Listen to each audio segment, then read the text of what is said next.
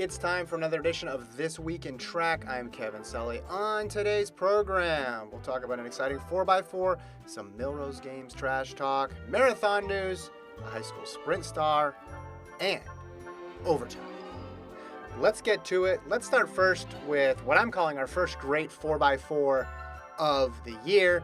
Featured Houston, Texas, and the Kentucky men out in Texas Tech. And let me just break down what it takes to have an awesome 4x4 comeback. First things first, you need the opening shot, or one of the opening shots, to not include the eventual winning team in the frame. Kennedy Leitner of Kentucky, not in there. You don't see him anywhere, not in the frame. Second thing you need is when you do see him, the lead almost looks insurmountable. Now, Leitner, a very great runner, but we're under 200 meters to go. Indoor track, pretty big gap. The third thing you need the leader, or in this case, leaders, to start to show some vulnerability. A little bit of blood in the water that the sharks behind them can smell. Maybe the top runner gets the proverbial piano on their back in the 4x4 and starts to slow. These guys are doing a pretty good job holding it, but you see Leitner closing super duper fast. The fourth part that makes an awesome 4x4 comeback is the crowd is involved, or in this case, the Kentucky team. You see them down here, they're going crazy, as they should be. It's what makes the 4x4 special. It's at the end of the meet. Everybody's got their stuff. They finished their cool down. They're waiting on the bus. They don't need to worry about another event. They're not doing their foam rollers. They have their AirPods out. Part of it is they want to go home, and they've been at the meet for 7 hours, and they want to be done. They want to get home, but they want their team to win. That's the other part of it as well, too. And then they don't want the 4x4 to cool down because it's like, hey, the bus is already running, let's roll. So you need the crowd involved. Kentucky's crowd is involved here. And Leitner puts on a show these last 50 meters, goes wide, passes Texas, passes Houston, and gets them right at the end. That's the other part you need. You can't have the pass come too soon. If he makes it at the top of the home stretch, there's no drama there. But final 10 meters, edges them both. Terrific 4x4. All the ingredients were there. The only thing missing is you need the higher stakes. You need the conference championship on the line or the national championship. We'll get one of those later on for sure. You see Kentucky's winning time there. Also, Leitner, the split, 44.68. So keep an eye on this guy moving forward in the season. At that same meet, the high school side of things, Nicholas Harbor, 20.79. He's a high school junior, 6'5", 225 pounds. He is a 5-star football recruit, and just see what he does without the aid of blocks here. No blocks for Nicholas Harbor. He does it in heat number 40 as well too. This has to be a heat 40 record, and just blows everybody away. He is a phenomenal talent. Feel bad for the guy who was outside, who was in heat 40 and thought, hey, what could go wrong? I'm in heat 40. Crews get a nice PB, and he realizes the next great superstar is running to his outside. And you see what Harbor does here, flies through the finish line with that sensational time. Let's talk now about the Millrose Games coming up on Saturday, the Wanamaker Mile, one of the marquee events. Josh Kerr, the top seed in that race, posts this on Instagram. You should be looking forward to the Wanamaker Mile if you're spectating. Well, I will be spectating, and yes, he is correct. I am looking forward to it.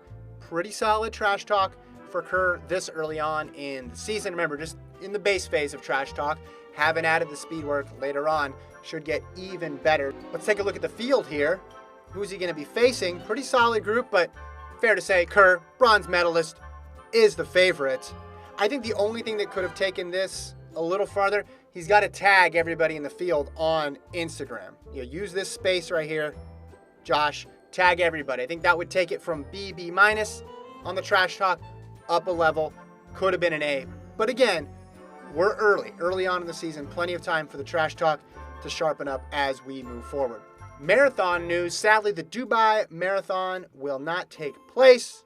We obviously know why, but it's a bummer. We're not going to see the least creative course, which features multiple loops and basically running back and forth on one road, doing a U-turn for 2 hours. We won't see that this year. And this was always a fun marathon. It was on Thursday night in the United States. You tune in, they'd be on world record pace for 10K. A bunch of people you wouldn't even recognize would be in the mix. In other marathon news, although in a much colder spot in the world, we saw the world's coldest marathon take place in Yakutia, minus 53 degrees Celsius. Convert that for our American audience here. That's negative 63 degrees Fahrenheit. I did hear that it was a dry negative 63. And because you're track fans, you want to know the time. Well, 3:22 for the men. For the women, 4 hours, 9 minutes. Just take a look at these pictures. Oh my goodness, this looks freezing cold. I would never want to do anything where there's that much snow on my eyelashes. Just in general, that's going to be a rule that I will live by. What did the winners get? Let's check it out. 100,000 rubles. That converts to 1,288 US dollars. It also says there was a special prize for participants 70 years and older. Again, the prize was you survive the marathon in negative 53.